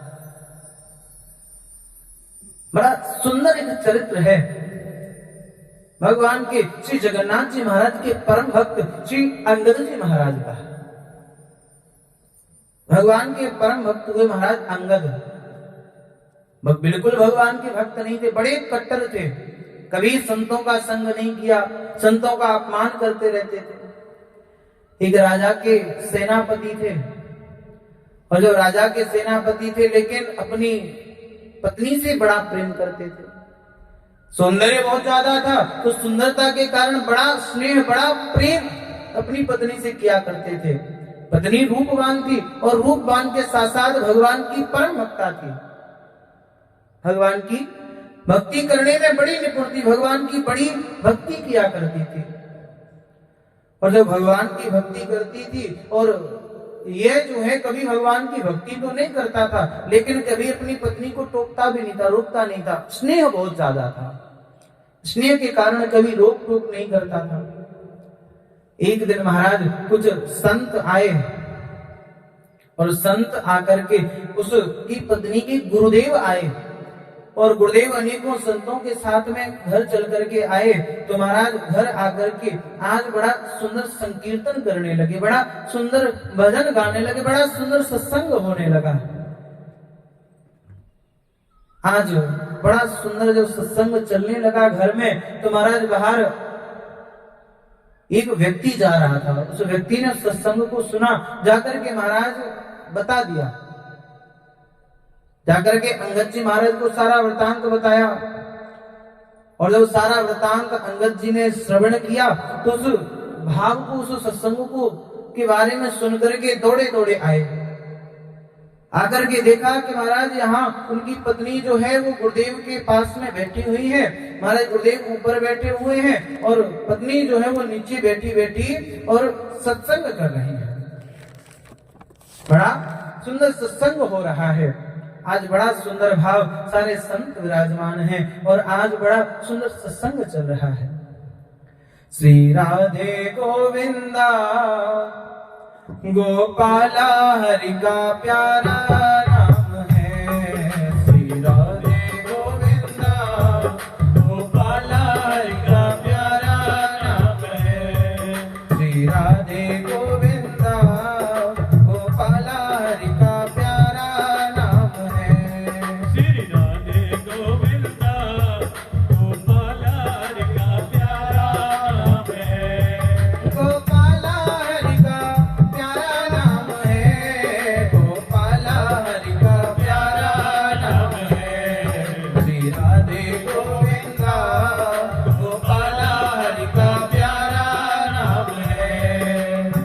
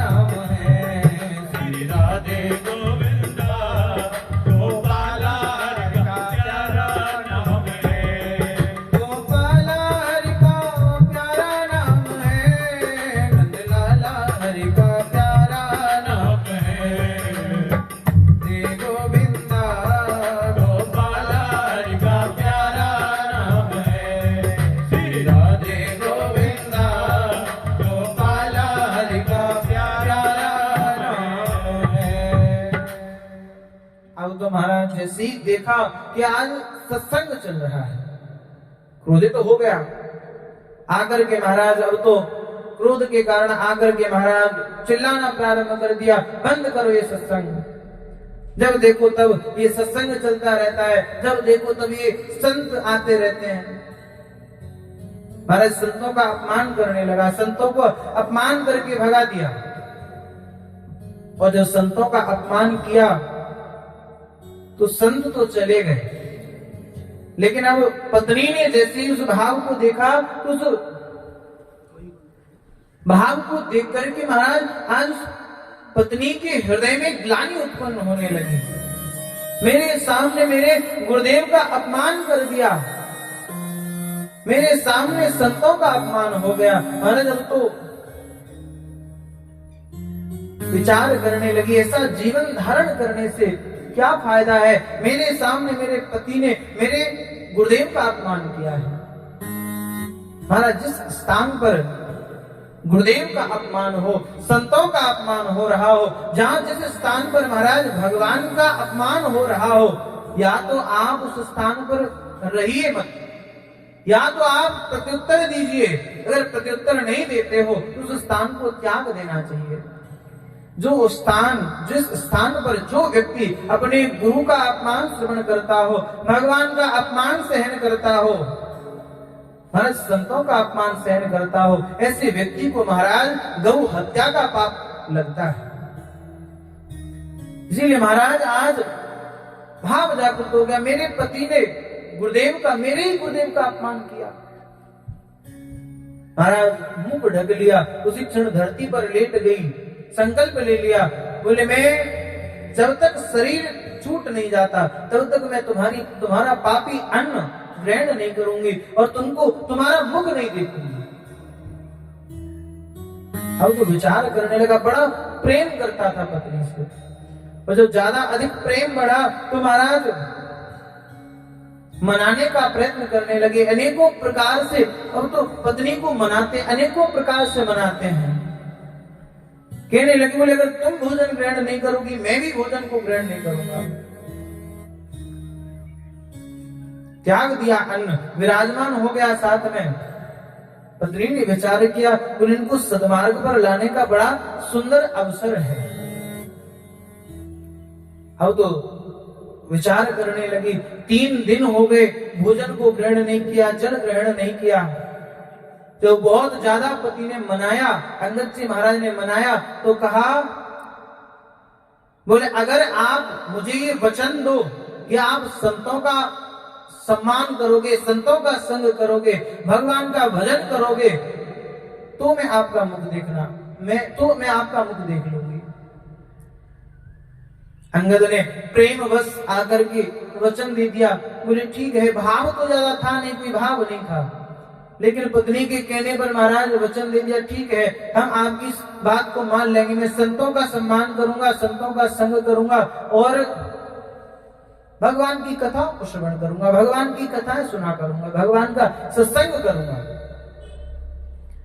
अब तो खड़ी हुई, महाराज साथ में लिया और साथ में लाकर के संतों के अपने गुरुदेव के पास में पहुंचे। गुरुदेव के पास लेकर के आई, क्षमा याचना करवाई, चरणों में प्रणाम करवाया। अब तो महाराज जैसे ही अंगद जी महाराज ने चरणों में शीश नवाया और संत रज जैसे ही मस्तक पर लगी, महाराज जीवन परिवर्तित हो गया। जैसे ही संत रज आज मस्तक पर लगी है तो महाराज संतों की रज मस्तक पर लगते ही जीवन परिवर्तित हो गया। उसी क्षण हृदय में भक्ति का दीपक जागृत हो गया और संत सेवा तुरंत उसी क्षण हृदय में जागृत हो गई। संतों की रज का भी बड़ा महत्व है महाराज। संत रज जो है, उस संतों की रज में, इस संतों की रज का तो मेरे गोविंद भगवान तिलक धारण करते हैं। विठल नाथ जी महाराज के मंदिर में एक बार बड़ी भीड़ लगी, वो इतनी भीड़, वहां तो नित्य प्रति भीड़ रहती है, अनेकों उस भीड़ को भगवान ने देखा। तो एक दिन से विठल नाथ जी महाराज और नेत्रों से आंसू गिरने लगे, रोने लगे। पुजारियों ने पूछा, बोले महाराज क्या हुआ, रोते क्यों हो? तो विठल नाथ जी ने कहा, बोले मेरे भक्त मेरी वजह से कितना कष्ट पाते हैं, हमारा दर्शन करने के लिए महाराज कितने समय तक इनको लाइन में लगा रहना पड़ता है, कितनी बड़ी बड़ी लाइनें लगती हैं महाराज, 2-2 3-3 दिन व्यतीत हो जाते हैं, भक्तों को दर्शन नहीं मिल पाता। मैं किस प्रकार इनके ऋण से मुक्त हो सकता हूं, मैं इनके ऋण से कैसे मुक्त होऊंगा? पुजारियों ने कहा, बोले महाराज ये तो आप ही जानिए, आप तो सारे संसार के मालिक हैं, आप ही बताइए किस प्रकार इनके ऋण से मुक्त हुआ जा सकता है। तो महाराज अब तो विचार किया और विठल नाथ जी महाराज ने कहा, बोले काम करो, जो सारे भक्त चले जाएं तो भक्त जहां खड़े होकर के मेरा दर्शन करते हैं ना, उस स्थान पर झाड़ू लगाओ, और झाड़ू लगा करके जो रज है उस रज को ला करके मेरे माथे पर तिलक लगा दो। जाकर के महाराज जो भक्त चले गए, पट लगे, तो महाराज उस स्थान पर झाड़ू लगाया गया, और झाड़ू लगा करके छान करके जो सेवा कर्मी थे उन सेवा कर्मियों ने विठल नाथ जी महाराज को और आज उस रज का तिलक लगाया। और जब उस रज का तिलक लगाया तो भगवान के नेत्रों से अश्रुओं की धारा गिरने लगी। बोले वाह महाराज, आज के जैसा परम आनंद तो मैंने किसी भी चंदन में, मेरे किसी भी तिलक में, किसी भी चंदन में मुझे वो आनंद नहीं मिला है जो मुझे अपने इन भक्तों की रज से प्राप्त हो गया है। भक्तों को कह दिया, जो पुजारी थे, पूजा कर्मी थे, बोले आज के बाद नित्य प्रति जितने भक्त आएंगे उन भक्तों की रज जो है वही आज से हमारे माथे पर तिलक लगाई जाएगी। आज भी महाराज विठल नाथ जी के मंदिर में जो भक्त आते हैं और जाने के बाद में जो भक्तों की उस रज का झाड़ू लगा करके, उस रज का ही महाराज छान करके और उसी का तिलक आज भी विठल नाथ जी महाराज को लगाया जाता है। महाराज इसलिए संत रज जो है, संत रज की बड़ी कृपा है, संत रज की बड़ी महिमा है। वृंदावन में महाराज हमारे कटिया स्थान में तो आज भी और संत रज का ही तिलक लगाया जाता है। जितने संत हैं वो संत महाराज उन संतों की ही रज का और तिलक लगाते हैं। इसीलिए महाराज संतों की रज की बड़ी महिमा है। संतों की रज में तो स्वयं भगवान उन रज पर रीझ जाते हैं। आज जैसे ही अंगद जी महाराज के मस्तक पर महाराज और वो संतों की रज आकर के जब लगी ना, तो संतों की रज से महाराज जीवन परिवर्तित हो गया, हृदय में भक्ति का दीपक जागृत हो गया। अब तो बड़ी संतों की सेवा किया करते हैं, बड़ा संतों के प्रति बड़ा हृदय में प्रेम जागृत हो गया। और जो संतों के लिए प्रेम जागृत हुआ, अब तो जो करते हैं संतों की सेवा, बड़ी सेवा करने लगे। बड़े वीर थे, राजा के सेनापति थे। तो एक दिन महाराज एक राजा के ऊपर जाकर के आक्रमण किया, युद्ध करने के लिए गए और वीर थे तो महाराज युद्ध जीत गए। और जब युद्ध जीता तो उस राजा के मुकुट में अनेकों अनेक रत्न लगे हुए थे। बाकी जो रत्न थे उन्हें तो संत सेवा में दे दिया, लेकिन उसमें एक विशेष रत्न था, उसमें एक विशेष रत्न लगा हुआ था, बड़ा सुंदर एक बेस कीमती उस हीरे को, उस रत्न को देखा। तो जब उस रत्न को देखा तो उसी क्षण हृदय में भाव जागृत हुआ कि ये जो रत्न है ना, इस रत्न को तो, इस हीरे को तो महाराज भगवान की सेवा में होना चाहिए। इस रत्न को तो मेरा मन करता है, इस रत्न को तो मैं श्री जगन्नाथ जी धाम में श्री जगन्नाथ जी महाराज को जाकर के अर्पण करूं। महाराज भक्त का स्वभाव यही होता है। भक्त जब भी कोई बहुमूल्य वस्तु देखता है, कोई सुंदर वस्तु देखता है, भक्त कोई सुंदर पुष्प देखता हो, महाराज कोई सांसारिक व्यक्ति कोई सुंदर सा पुष्प देख ले, उसे तोड़ करके महाराज खुद भोगने लग जाता है, उसकी सुगंध को खुद लेने लग जाता है। लेकिन जब कोई भक्त किसी सुंदर पुष्प को देखता है या किसी विशेष वस्तु को देखता है तो उसका मन करता है इसे तो भगवान को अर्पण करना चाहिए, इसे तुम्हें भगवान को निवेदित करूं। ये संत में और साधारण व्यक्ति में फर्क होता है। तो महाराज भक्त जब भी कुछ विशेष वस्तु पाता है तो उसे भगवान को निवेदित करना चाहता है। और संसार जब कोई बहुमूल्य वस्तु देखता है, कोई सुंदर वस्तु देखता है तो महाराज उसे भोगना चाहता है। अब तो जैसे ही उस हीरे पर महाराज मन आया, बोले इसे तो मैं जगन्नाथ जी महाराज को अर्पण करूंगा। तो उस हीरे को अपने पास छुपा लिया और जितना धन था, जितना खजाना था, सब राजा को दे दिया। जब राजा को ले जाकर के महाराज सारा खजाना दिया तो उस कुछ सैनिक थे, उन सैनिकों ने जाकर के राजा को सारी बात बता दी कि एक बहुमूल्य हीरा जो है वो अंगद जी महाराज ने अपने पास रख लिया, बड़ा सुंदर हीरा है। अब तो जब सुना तो राजा ने विचार किया, बोले महाराज अंगद जी बड़े हठीले हैं, जो वस्तु अगर सोच लें इस वस्तु के बारे में उसे पाकर के रहते हैं, और महाराज बड़े बलशाली हैं तो युद्ध में जीत नहीं सकते। तो अनेकों अनेक प्रलोभन दिए, बोले वो हीरा आप हमको दे दो, उसके बदले में कितना भी मूल्य ले लो, जो खजाना लाए वो सारा खजाना आप रख लो, बस वो हीरा जो वो आप हमको दे दीजिए। लेकिन नहीं दिया। लेकिन जब हीरा नहीं दिया तो राजा के मन में विचार करने लगा, युद्ध कर नहीं सकता तो क्या किया जाए, तो एक छल करने का हृदय में भाव जागृत होगा। अंगद जी महाराज नित्य प्रति उस राजा की बहन के यहाँ जाकर के प्रसाद पाने के लिए जाया करते थे, और जब प्रसाद पाने जाते थे तो उसने अपनी बहन को मारे अनेकों प्रकार की प्रलोभन दे करके उस बहन से कहा, बोले काम करो, आज अंगद जब भोजन ग्रहण करने आए, प्रसाद पाने आए, तो काम करना आप उसके भोजन में विष मिला देना। अब तो बहुत प्रलोभन दिया तो बहन जो थी वो तैयार हो गई। आज विष मिला हुआ भोजन बनाया, प्रसाद बनाया, अंगद जी महाराज आज आए और आकर के विष को उस पान करने के लिए, उस भोजन को पाने के लिए बैठे। तो नियम था नित्य प्रति जो इस बहन की जो छोटी सी कन्या है, पुत्री है, पहला ग्रास जो है वो उस कन्या को ही खिलाते थे, उसके बाद में स्वयं भोग लगाते थे। तो प्रथम ग्रास तोड़ा और उस बहन से कहा, बोले कन्या कहाँ है, मैं जब तक उसको प्रथम ग्रास नहीं खिला दूंगा तब तक भोजन ग्रहण नहीं करूंगा। अब धर्म संकट उत्पन्न हो गया कि विष मिला हुआ भोजन है, अपनी पुत्री को कैसे करवा दें, तो अपनी बेटी को छुपा दिया। अब अंगद जी महाराज हट पकड़ करके बैठ गए कि जब तक उस कन्या को मैं प्रथम ग्रास नहीं खिलाऊंगा तब तक भले ही मैं भूखा बैठा रहूं, मैं भोजन का ग्रहण नहीं करूंगा, भोजन ग्रहण नहीं करूंगा।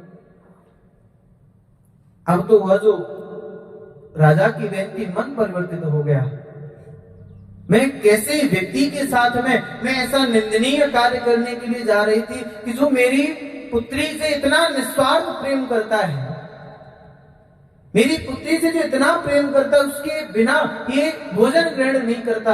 मानो ऐसे व्यक्ति को मैं विष देने के लिए जा रही थी। हृदय का भाव परिवर्तित हो गया, क्षमा याचना करने लगी, मुझे क्षमा कर देना, मैंने लोभवश आकर के राजा की सारी बात बता दी, उस राजा के चक्कर में आकर के मैंने इस भोजन में विष मिला दिया है, आप इस भोजन को ग्रहण मत करो।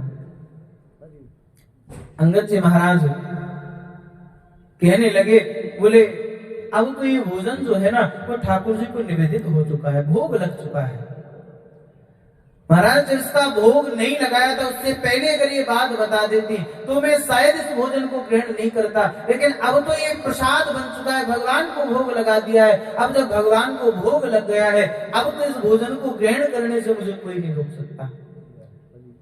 अब तो महाराज भोजन को ग्रहण किया, और जैसे ही भोजन को ग्रहण किया तो महाराज जाको राके साइया मार सके ना कोई, बाल न बांका कर सके चाहे जो जग वैरी होए। महाराज सारा संसार वैरी हो जाए, लेकिन जिस पर महाराज भगवान की कृपा हो उस व्यक्ति का कुछ बिगड़ने वाला नहीं है। अब तो महाराज जैसे ही भोजन ग्रहण किया, महाराज मुखमंडल का तेज और बढ़ने लगा, मुखमंडल दीप्यमान होने लगा, ऐसी सुंदर शोभा उनकी बढ़ गई। महाराज भक्ति का प्रभाव कि आज विष जो है उस विष ने भी अमृत का कार्य करना प्रारंभ कर दिया। राजा को जब पता चला तो महाराज विचार तो किया, लेकिन फिर भी भक्ति और भक्त की महिमा को नहीं पहचाना कि भक्ति और भक्त की वास्तविक महिमा क्या है, उस महिमा को फिर भी नहीं पहचाना। और जब उस महिमा को नहीं पहचाना, महाराज इधर अंगद जी महाराज ने विचार किया, राजा की सारी कुनीतियों को जो जान लिया तो विचार करने लगे कि ये राजा जो है ये किसी न किसी कारण से कैसे भी करके इस रत्न को, इस हीरे को पुनः वापस हमसे छीनने का प्रयत्न करेगा। तो विचार किया क्यों ना इसी क्षण जाकर के इस रत्न को महाराज जगन्नाथ जी धाम में जगन्नाथ जी महाराज को अर्पण कर दूं। तो जब जाने लगे तो महाराज राजा ने सैनिकों को भेज दिया, बोले जाओ। और सैनिक जब आए तो महाराज आकर के रास्ते में ही अंगद जी महाराज को और आज घेर लिया। जब अंगद जी महाराज को घेर लिया, अंगद जी महाराज से आकर के कहने लगे, बोले या तो रत्न आप हमको दे दीजिए, नहीं तो आपको और राजा के कारागार में रहना पड़ेगा, राजा आपको मृत्यु दंड भी दे सकता है। विचार किया, बोले महाराज मरने से डर नहीं लगता, लेकिन मैंने जो संकल्प किया है मेरा वो संकल्प मिथ्या हो जाएगा अगर ये रत्न जो है वो मैंने भगवान को निवेदित नहीं किया तो। उसी क्षण सैनिकों से कहा, बोले ठीक है मैं ये रत्न आपको दे दूंगा, ये हीरा मैं आपको दे दूंगा, लेकिन उससे पूर्व ये जो सरोवर है ना, मैं सरोवर में स्नान करना चाहता हूं। सैनिकों ने कहा ठीक है। जैसी सरोवर में स्नान करने के लिए गए और जैसी डुबकी लगाई सरोवर में, तो हमारे डुबकी लगाते ही हृदय का भाव जागृत हुआ और जल के अंदर ही से जगन्नाथ जी महाराज से प्रार्थना करने लगे। अंदर ही अंदर श्री जगन्नाथ जी महाराज से प्रार्थना करने लगे, हे प्रभु ये रत्न जो मैंने आपको निवेदित कर दिया है ये एक सिंह की वस्तु है, और इस सिंह की वस्तु को महाराज कोई गीदड़ ले जाए, मैं इन रत्न जो आपको निवेदित करना चाहता हूं मैं ये आपको दे चुका हूं। प्रभु मैं तो आपके पास नहीं आ सकता, एक कार्य कीजिए, आप तो यहाँ आ सकते हो, आपकी कृपा तो संसार में हर स्थान पर है, मैं इस रत्न को यही निवेदित कर देता हूँ इसी सरोवर के अंदर, आप यहीं से इस रत्न को ग्रहण कर लीजिए।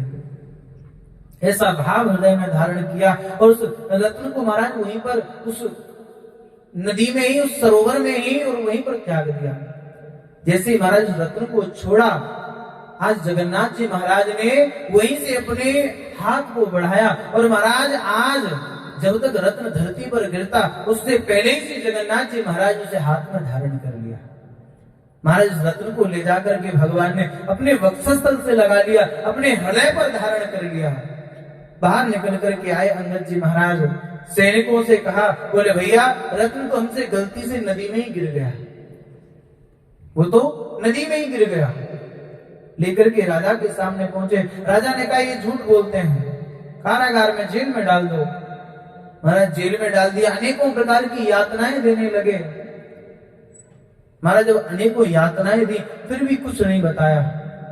महाराज राजा आया, आज आकर के उस सारा जल खलवा दिया सरोवर का, सारा जल खलवा करके महाराज जो रेत जो बालू है उस बालू को भी महाराज छनवा करके देख लिया, लेकिन रत्न नहीं मिला।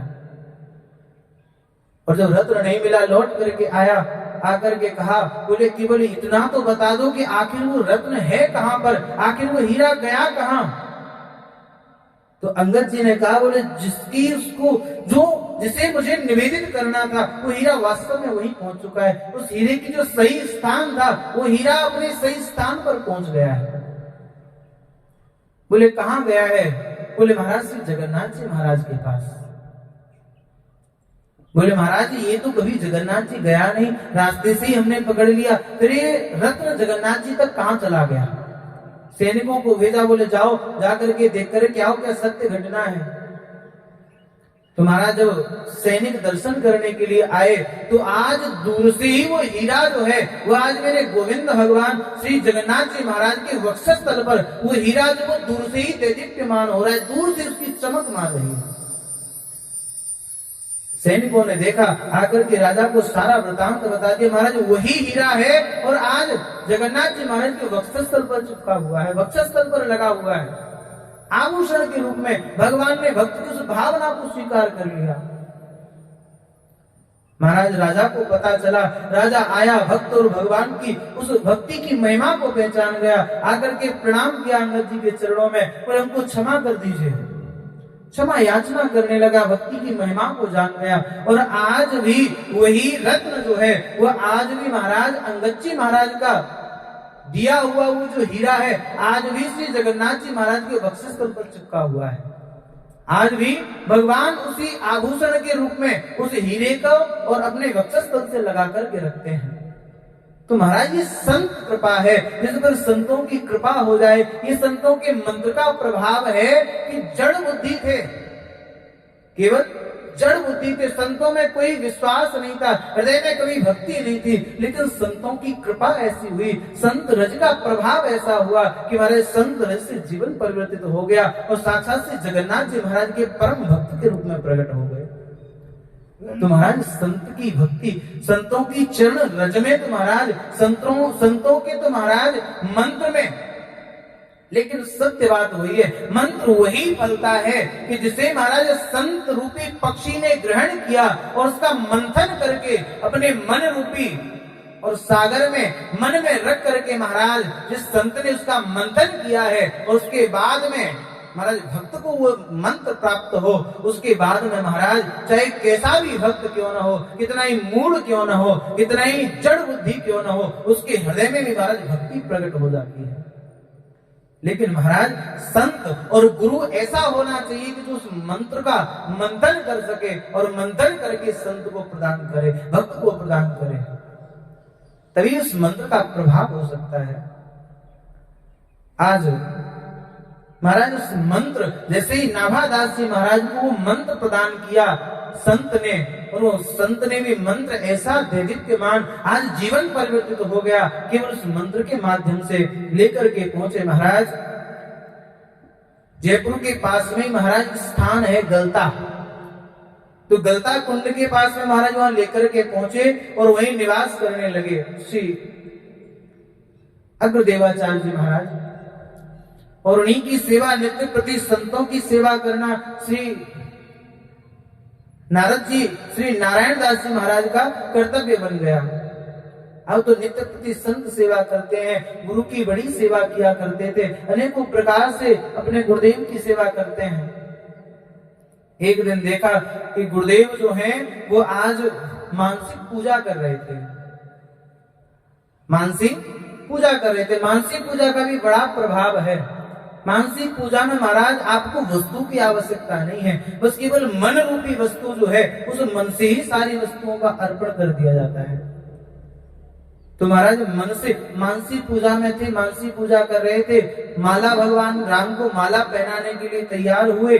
भगवान राम जो है उन्होंने अपना सिर झुकाया हुआ है और जैसे ही माला पहनाने के लिए जा रहे थे एकदम से हाथ जो है वो रुक गए। जैसे हाथ जब रुके तो महाराज पहनाने का प्रयत्न तो करते हैं, लेकिन महाराज माला नहीं पहना पा रहे हैं। तो श्री नारायण दास जी महाराज ने उस दृश्य को देखा तो महाराज हृदय के भाव को पहचान लिया कि जब माला पहनाने के लिए जा रहे थे तो बहुत दूर महाराज समुद्र के बीचों बीच में एक गुरुदेव का जो परम भक्त है महाराज उसी क्षण वो संकट में फंस गया। समुद्र के बीचों बीच में महाराज भयानक तूफान में फंस गया। गुरुदेव की और नाम का उच्चारण करने लगा, गुरुदेव उसकी पुकार करने लगा गुरुदेव से। तो महाराज उस भाव को देखा। अब गुरुदेव विचार करते हैं, उसकी भाव को देख करके महाराज मानसिक पूजा में व्यवधान आने लगा। तो जब नारायण दास महाराज ने जब उस दर्शन किया कि गुरुदेव की पूजा में महाराज ये विघ्न आ रहा है, तो जिस पंखे से पंखा झल रहे थे आज उसी दिशा की ओर महाराज एक बार जोर से पंखा झल दिया, और जैसे ही पंखा झला तो महाराज ऐसा तूफान वहां पर चला विपरीत दिशा में कि जो बीच समुद्र में फंसा हुआ था वो आज महाराज किनारे पर पहुंच गया। गुरुदेव मानसिक से जाकर के महाराज मन से वहां जाकर के देखा तो महाराज भक्त जो सुरक्षित हो गया। लौट करके आए तो महाराज नेत्र जब खुले तो नारायण दास जी ने कहा, बोले महाराज आप करिए, जिसको जहां स्थान सही स्थान पर पहुंच गए आप तो भगवान को माला पहनाइए। गुरुदेव ने माल्यार्पण भगवान को कर दिया और महाराज पूजा से निवृत्त होकर के श्री नारायण दास जी महाराज से कहा, बोले ये बताओ तुमने मेरे मन की बात को कैसे जान लिया? तुमने मेरे अंदर के भाव को भी जान लिया और तुमने मेरे मन के नहीं, तुमने तो मेरे नाभि तक के भाव को जान लिया है। मन तो फिर भी ऊपर है, आपने तो मेरे नाभि के भाव को भी जान लिया है। इसीलिए आज नाभादास जी महाराज के नाम से संबोधित कर दिया। आज अपने उस शिष्य को, महाराज तुमने हमारे नाभि के भाव को भी जान लिया है और अपने शिष्य के हृदय का भाव जान लेना गुरु का सहज कर्तव्य है, तुरंत जान लेता है। लेकिन महाराज किसी गुरु की नाभि का भी भाव कोई जान ले, ऐसा भक्त कोई विरला ही होता है।